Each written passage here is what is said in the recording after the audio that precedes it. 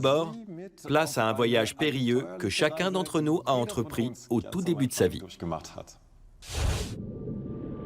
Tout commence par la fusion entre un ovule et un spermatozoïde.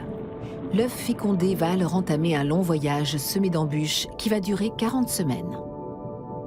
Premier défi à surmonter, la nidation au sein de la paroi utérine appelée endomètre. Un œuf fécondé sur 2 ne parvient pas à s'y implanter et est évacué avec les règles sans que la femme ne s'en aperçoive. Mais ceux qui franchissent cette étape avec succès déclenchent automatiquement le développement du placenta. 7 jours après la nidation, l'amas de cellules est devenu un embryon. Ces 2 bulbes vont progressivement former son cerveau.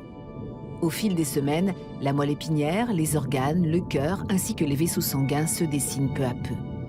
La circulation sanguine se met en place. L'embryon grandit rapidement, à raison d'1 millimètre par jour. Mais le premier trimestre de la grossesse comporte des risques. La moitié des embryons meurent au cours des 4 premières semaines, souvent en raison d'anomalies génétiques.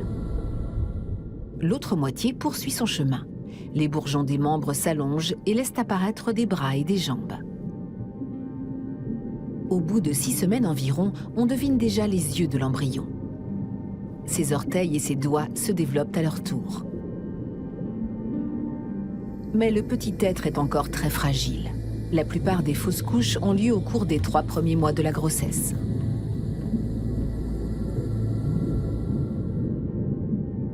Si le fœtus résiste à cette phase délicate, le plus dur est maintenant derrière lui.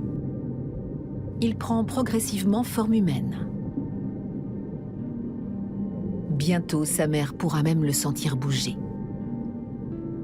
Le placenta est une sorte de plateforme d'échange entre la mère et son enfant.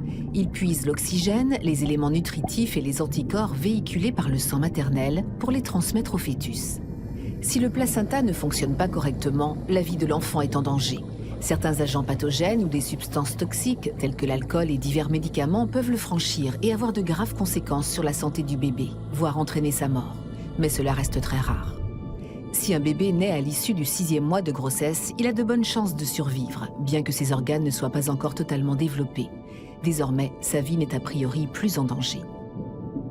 Pourtant, en France, environ 9 bébés sur 1000 meurent in utero peu avant leur naissance. La plupart des morts fœtales sont dues à un rétrécissement du cordon ombilical ou à un dysfonctionnement du placenta. Dans environ 30% des cas, la cause du décès reste inexpliquée. Mais si un fœtus vient à bout de ce périple de 9 mois, il deviendra un petit être humain prêt à venir au monde.